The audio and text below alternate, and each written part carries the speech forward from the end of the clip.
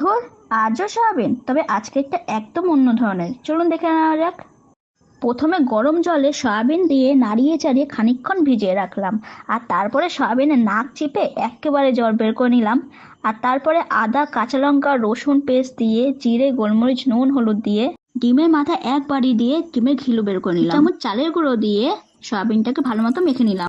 এরপর তেল গরম করে সয়াবিনগুলোকে এক এক করে লাল লাল করে ভেজে তুলে নিলাম।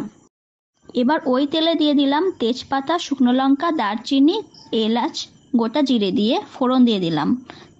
তাতে দিলাম পেঁয়াজ কুচি, আদা, রসুন, কাঁচা লঙ্কার পেস্ট আর টমেটো দিয়ে ভালো মতো কষে নিলাম। এবার ওই কষানোর মধ্যে নুন, হলুদ, জিরে গুঁড়ো, ধনে গুঁড়ো দিয়ে নাড়িয়ে নিলাম। তাতে সয়াবিন আর ম্যাশ করা সেদ্ধ আলু দিয়ে নাড়িয়ে চাড়িয়ে একটু জল দিয়ে কিছুক্ষণ ফোটানোর পর গরম মশলা দিয়ে নামিয়ে নিলাম। আরে এইভাবে একবার সয়াবিন রান্না করে খেয়ে দেখ।